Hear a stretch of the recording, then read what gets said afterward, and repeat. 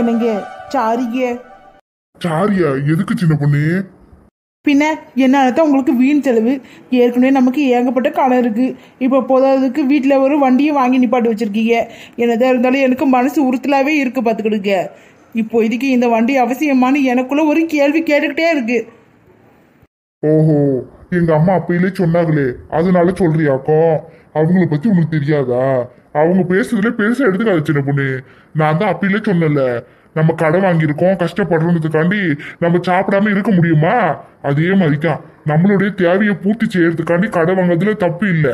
அளவுக்கு மீறி ஆசைப்படுறதும் தப்பு, அதுக்காக கடை வாங்கினதும் தப்பு.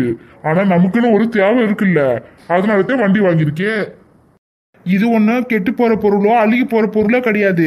ஆயுசுக்கோ நம்ம கூட இருக்க போற ஒரு பொருள் தானே. அளவுக்கு மீறி ஆசைப்பட்டு அதுக்காக கடன் வாங்கினதையும் தப்பு பத்துக்க. மற்றவங்க சொல்றதை பத்தி நீ யோசிக்காத. இப்ப என்ன, நமக்கு ஒரு 3 லட்சம் கடன் இருக்கு, அவ்வளவுதானே. அது நம்ம அடைக்க முடியாம இல்ல. மாசம் மாசம் நம்மளும் வட்டி கட்டிட்டு தான் இருக்கோம். அது கூட சேர்த்து இன்னும் 1 லட்சம் ஏறி போச்சு. சீக்கிரமா அந்த கடனை அடைச்சிடலாம். அதெல்லாம் ஒன்றும் பிரச்சனை கிடையாது.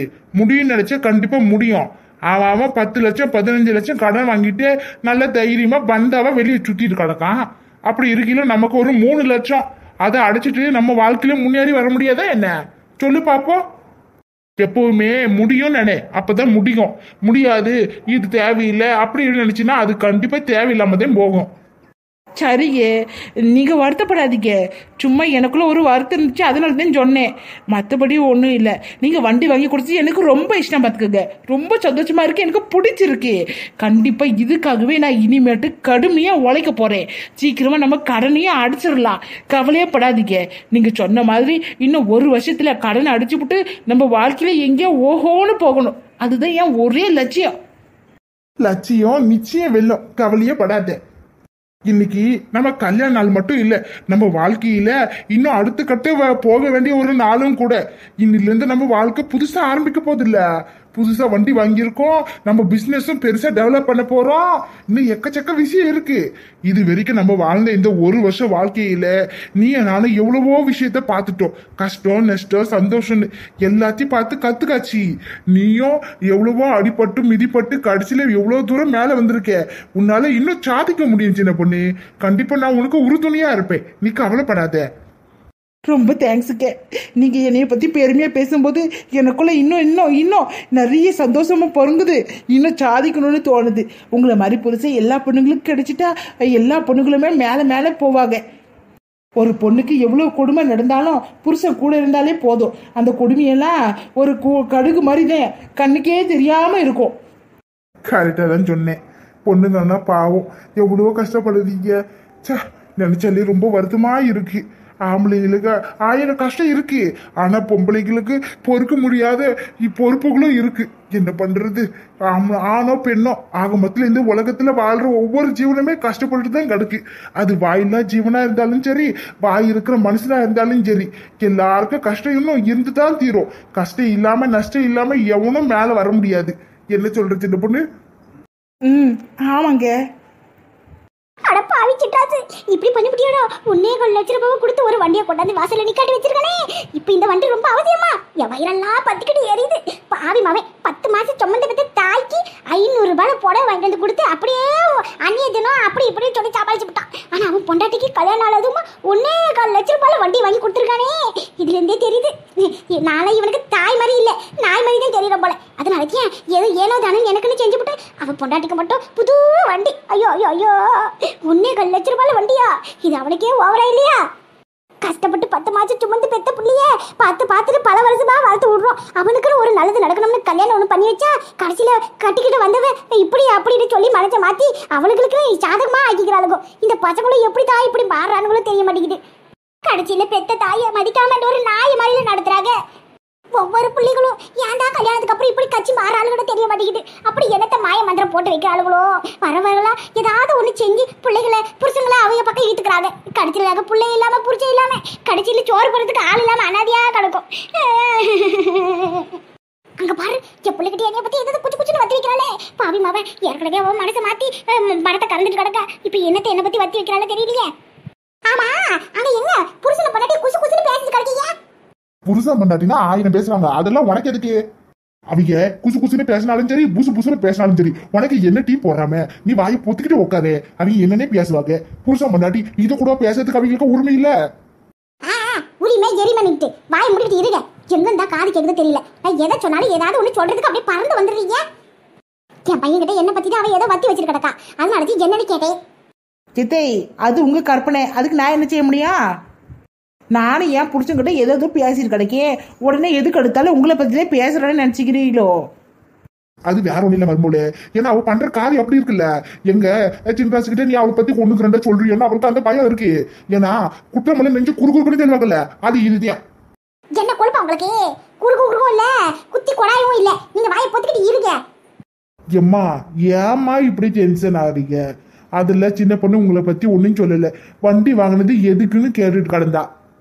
அதேதான் நானும் சொன்னேன். உடனே நீங்க நான் வயிற்றுல வாயை வயிற்றுமா அடிச்சுக்கிறேன் அப்படின்னு சொல்றீங்க. ஏற்கனவே இந்த வீட்டுல ஏகப்பட்ட கடை இருக்கு, தலை தூக்க முடியாத அளவுக்கு நாம கஷ்டப்பட்டுட்டு கிடக்கோம். இப்ப இதுல வண்டி வரை வாங்கி வச்சிருந்தா என்ன நினைப்பாங்க? அக்கம் பக்கத்துல வீட்டுல இருக்கீங்க இப்பதான் பாரு 50-100 கூட காசு இல்லாம கஷ்டப்படுறேன்னு சொல்றா. ஆனா இப்ப சொகுச்சா வண்டியை வாங்கி கொண்டாந்து நிப்பாட்டி வச்சிருக்காங்க பாரு, அப்படின்னு பேச மாட்டாங்க. எம்மா நாம நமக்காக வாழணுமா? அக்கம் பக்கத்து வீட்டுக்காரங்க அடுத்தவங்களுக்காக வாழக்கூடாது. அடுத்தவங்க 1000 பேசுவாங்க. அதெல்லாம் அவங்களுக்கு என்ன தெரியும் சொல்லுங்க பாப்போம். நம்ம வீட்டுல என்ன நடக்குதுன்னு பக்கத்து வீட்டுக்காரருக்கு தெரிய போறது கிடையாது. எட்டி பார்த்தா தானே தெரியும். ஆனா ஒண்ணு நாம நமக்காக தான் வாழணும் பாத்துக்குங்க. கஷ்டப்படுறோமோ நஷ்டப்படுறோமோ அது நாம தான் அனுபவிக்க போறோம். அவங்களுக்கு என்ன? பேசுறவங்க பேசிக்கிட்டு போயிட்டு தான் இருப்பாங்க. அதெல்லாம் பார்த்தா நாம உசுரோட இருக்க முடியுமா? அதானே உங்க கூட இருக்கிறவங்களே உங்க மூஞ்சிக்கு முன்னாடி ஒண்ணு முதுகு பின்னாடி ஒண்ணுன்னு பேசுறாங்க.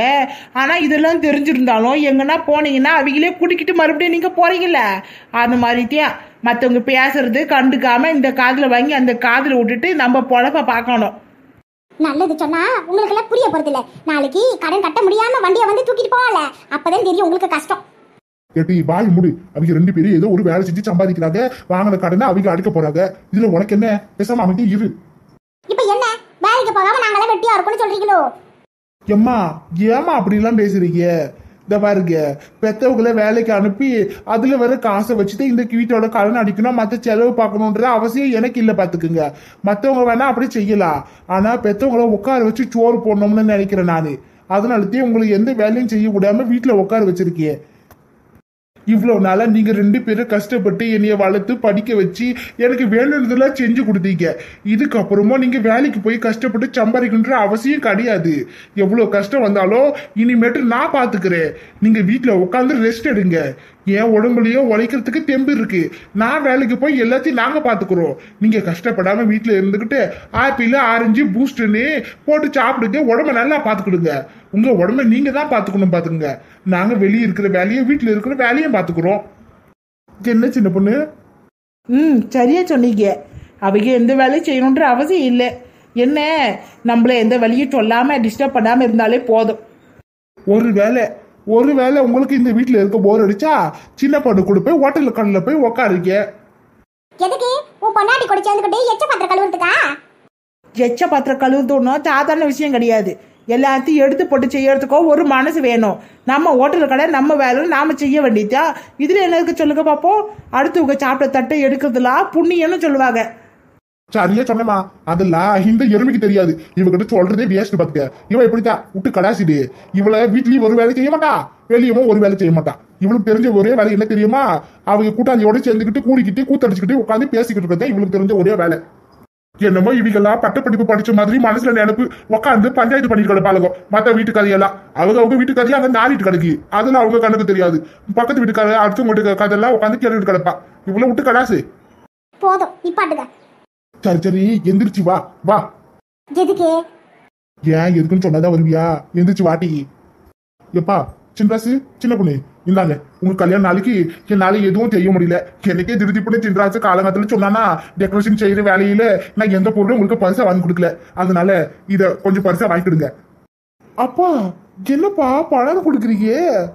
ஆமாப்பா, பெரிய அளவுக்கு இதுல பணம் இல்லைனாலும் ஏதோ என்னால முடிஞ்சது கொடுக்குறேன். மறுக்காம நீங்க 2 பேரும் வாங்கி கொடுங்க. இது உங்க கை செலவுக்கு ஏதாச்சும் கண்டிப்பா உதவும் நினைக்கிறேன். இந்தாங்க வாங்கிக்க. அங்கிள் அதெல்லாம் ஒண்ணு வேண்டாம் அங்கிள், நீங்க உங்க செலவுக்கு வச்சுக்கீங்க. எனக்கு என்னமா பெருசா செலவு போகுது, வீட்டுல தானே கிடக்கே. ஏதாச்சும் வேணும்னா என் அவன் எனக்கு எல்லாத்தையும் வாங்கி கொடுத்துறாமல. அப்படி என்ன வாய் விட்டு இது வேணும் அது வேணும்னு கேட்கறதுக்கு எனக்கு ஒன்றும் ஒரு அசிங்கமும் இல்ல. ஏதாச்சும் வேணும்னா சின்ராசுக்கு கேட்டு வாங்கிக்க போறேன். தங்க மாதிரி மருமக நீ இருக்க, வயிறு மாதிரி என் மகன் கிடக்கா. இதுக்கு மேலே எனக்கு வேற என்ன வேணும்? இந்த பணம் எனக்கு ஒன்றும் வேண்டாம், நீங்க வச்சுக்கிடுங்க. எனக்கு வேணுமே, மகளிர் குழுவுல 1000 ரூபாய் கட்டணும், அதுக்கு காசு வேணும் கொடுங்க. வாய் மூடுடி. கரெக்டா என்கிட்ட 1000 ரூபாய் இருக்குன்னு தெரிஞ்சுக்கிட்டு வேணும்டே 1000 ரூபாய் வேணும்னு கேட்கறியா? அவளை பொழந்து கட்டிடுவேன். பேசாம பூத்துக்கிட்டு வாயை பூத்துக்கிட்டு இரு. சின்ராசுக்கும் சின்ன பொண்ணுக்கு கல்யாணம் நாளா என் கையில இருக்கிற காசை கொடுக்கணும்னு நினைக்க. சும்மா கிட்ட உன் வாயை வச்சுட்டு நீ அமைதி இரு. சின்ராசு இந்தம்மா சின்ன பொண்ணு வாங்கிக்க. கேப்பா வேண்டான்னு சொன்னா கேட்க மாட்டீங்க. சரி இருக்கட்டும் விடுங்க, கொடுங்க. உங்களுடைய விருப்பத்தை நாங்க கெடுக்க விரும்பல. எங்க 2 பேரையும் ஆசீர்வாதம் பண்ணுங்கப்பா. நல்லா இருங்கப்பா, நல்லா இருங்கம்மா. இன்னைக்கு போல நீங்க என்னைக்கும் சந்தோஷமா இருக்கணும். எந்திரிங்க. என்ன ஆண்டி அப்படி பார்த்துட்டு இருக்கீங்க? ஆசீர்வாதம் பண்ணுங்க. எவ்வளவு நேரம் அவங்களுக்கு காதுல குடிஞ்சிருப்பாங்க. நல்லா இருங்க, நல்லா இருங்க. இந்தா சின்ன பொண்ணு. சித்தை இந்தா கத்தை, இந்தாங்க காசு வச்சுக்கிடுங்க. அம்மாடி சின்ன பொண்ணு, அந்த காசு நான் உங்களுக்கு தான் கொடுத்துருக்கேன். நீங்க எதுக்கு அவ கையில கொடுக்குறீங்க? அங்கிள் இப்பதானே சொன்னாங்க மகளிர்ல 1000 ரூபாய் காசு கட்டணும்னு. மற்ற செலவுல இருக்கும்ல, ஆனா விஷயமா வீண் செலவு பண்ணக்கூடாதுல்ல. அவங்க 1000 ரூபாய் கேட்டாங்கல்ல, அதனாலதான் கொடுக்கேன். இந்த அகத்தை வச்சுக்கிடுங்க. இந்த காசு நாங்க வச்சிருந்தா என்ன, இல்ல மகளிர்ல லோன் கட்டினா என்ன, எல்லாம் ஒண்ணுத்தியா. ஏதாவது ஒரு செலவு குறைக்குது இல்ல, அப்படி இருக்கும்போது நம்ம இதை சேர்த்து வைக்கிறதே நல்லது. பாத்தியட்டி என் மருமவள அவ மனசு மாதிரி வேற யாருக்கும் வராது பாத்துக்க. நான் மகளிர்ல காசு கட்டுங்கன்னு சொல்லி உன் கையிலே கொடுத்துட்டா பாரு வாங்கின காசை. இதுவே நீயா இருந்தா என்ன செய்வ? வாங்கின காசை கொண்டு போய் உடனே பத்திரமா எங்கேயாச்சும் பதுக்கி வச்சிருப்பேன். அதுதான் உன் புத்தி, இதுதான் என் மருமக புத்தி. என்னமோ அவ சம்பாதிச்ச காசு கொடுத்த மாதிரிக்கா அவளை பத்தி உடனே பெருமையா பேசாதீங்க. உங்க காசை வாங்கி தர என் கையில கொடுத்தா வேணும்ட்டே எல்லாரும் முன்னாடியும் அவ பெருமையா பேசணும்னு இந்த வேலை செய்யறான். திருந்தாத ஜென்மம். ஆமா சம்மந்தியம் எங்க? எங்க கல்யாண நாளுக்கு ஸ்பெஷலா எங்க ஆச்சி என்னத்தையே செஞ்சிருக்கேன் கொண்டு வரேன்னு போச்சு. இன்னமும் உள்ள என்னத்தை தடவி கிடக்கும் தெரியல, இன்னும் வரவே இல்லை. பாத்துக்கிடுங்க. ஒருவேளை சமைக்கிறாங்களோ? இன்னைக்கு யாரும் சமையல்லாம் பண்ண வேண்டாம், நம்ம வெளியே போய் ஹோட்டல்ல சாப்பிட்டுருவோம். ஹோட்டலா? என்னங்க சொல்றீங்க? ஆமா சின்ன பொண்ணு, எப்பவுமே நம்ம வீட்டுல செஞ்சு சாப்பிடுறோம், இல்லாட்டி ஹோட்டல்ல இருந்து வாங்கிட்டு வந்து இங்க சாப்பிடுறோம். ஒரு சேஞ்சுக்கு இன்னைக்கு நாம எல்லாரும் ஹோட்டலுக்கே போய் அங்க இருக்கிறது யாருக்கு என்னென்ன வேணுமோ வாங்கி சாப்பிட்டு நல்லா இருக்கும்னு தோணுச்சு. இதுவும் உங்களுக்கு சர்ப்ரைஸா சொல்லலாம்னு தான் நினைச்சேன். ஹோட்டலுக்கு திடீர்னு கூட்டிட்டு போய் அங்க உட்கார வச்சதுக்கு அப்புறம் சொல்லலான்னு பார்த்தேன், ஆனா அதுக்குள்ள சொல்லிட்டேன். நீங்க ஆனா ஒண்ணுமே தெரியாது மாதிரி இருக்கீங்க. ஆனா சர்ப்ரைஸ் மேல சர்ப்ரைஸா கொடுத்து அசுத்துறீங்க அத்தனை பேரையும். போக இந்த சின்ராசு பொதுவா எதுவும் செய்ய மாட்டான், ஆனா செய்ய ஆரம்பிச்சா அது முழுசா முடிக்காம விட மாட்டான். ஆச்சி, அப்படி உள்ளத்தை என்னத்தான் பண்ணிட்டு கிடைக்கே தெரியல. நாங்களே பேசி 1/2 மணி நேரம் ஆச்சு, இன்னும் நீ ஆளையே காணோம். உள்ள அப்படி என்னத்தான் தடவிட்டு கிடக்க?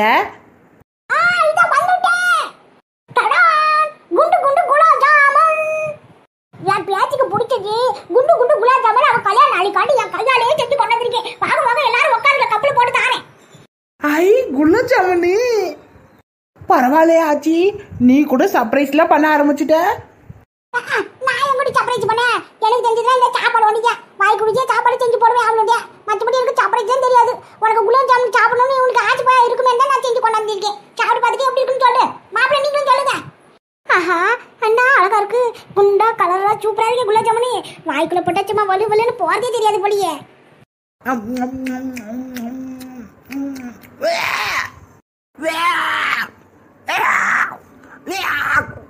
ஐயா என்னது இது வாயில வச்சு உடனே வாந்தி எடுக்கா? அவ்வளவு கேவலமா இருக்கு போல இருக்கே. அவங்க ஆட்சி செஞ்சுட்டு அவளுக்கே ஒத்துக்கல போல, அது எப்படி வாந்தி எடுக்க? சே எந்திரிச்சு போட்டி அந்த பக்கம் நடு வீட்டுல உட்காந்துட்டு எப்படி வாந்தி எடுக்க பாரு. ஐயோ சின்ன பொண்ணு என்னாச்சு? என்னாச்சு சின்ன பொண்ணு? வாந்தி எடுக்க வா வா, வாஷ் பேஷன்ல போய் வாந்தி எடுப்போம் வா. என்னன்னு தெரியல, வாந்தி வாந்தியா வருது, ஒரு மாதிரியா இருக்கு. என்னாச்சு என் மருமகளுக்கு இப்படி வாந்தி எடுக்கான்னு திடுத்து பண்ணு. சாப்பிடும்போது வாந்தி எடுக்கா வேக்கு வேக்குன்னு எப்படி இனிமேட்டு சாப்பிட தோணும்? இதெல்லாம் ஒப்பவே ஒப்பல. வாயை கொஞ்சம் மூடுறியா? சும்மா வெறி பேத்திக்கிட்டு. பாவம் அந்த பிள்ளை இன்னைக்கு ஒரு நாள் புள்ள நல்லா கலந்துச்சு. உன் வயிற்றுல என்னமோ அது அவ சாப்பிட முடியாம வாங்கி எடுக்கலாம். ஏன் வயிற்றுச்சில இல்ல, கண்டது கொண்டதை சாப்பிட்டா இப்படியே வாங்கி எடுப்பாங்க. இன்னைக்கெல்லாம் கொஞ்சம் நெஞ்சம் ஆட்டமா ஆடுனா அதனால இப்படி வாங்கி எடுக்கா. என்னாச்சு ஏன் பியாத்துக்கணும் தெரியலையே. நான் செஞ்ச குலாப் ஜாமுன் வாயில வச்சு விட்டு ஆகி போச்சே. தன்வினை தன்னை சுடுன்னு சொல்லுவாங்களே அது இதுதியா. அப்படி குலாப் ஜாமுன்ல என்னத்தை கலந்து வச்சியோ தெரியல, கடைசியில் அதுவும் பேத்திக்க ஒத்துக்காம போயிடுச்சு பாரு. Week week. சம்மதியம்மா, என்ன சம்மதியம்மா இப்படி சொல்றீங்க? சாப்பிடுற பொருளை நான் எதுக்கு கலக்க போறேன் சொல்லுங்க பாப்போம். யார் கண்டா? எல்லாம் அந்த கடவுளுக்கு தான் தெரியும். சம்மந்தியம்மா இவளை விட்டு தள்ளுங்க. பாவு சின்ன பொண்ணு என்ன தெரியல, கத்து வாந்தி எடுத்துட்டு கலக்கா. முதல்ல உங்க பியாதியை பாருங்க. என்னவா இருக்கும் திடீர்னு வாந்தி எடுக்க? ஒருவேளை அதுவோ இல்ல இதுவா?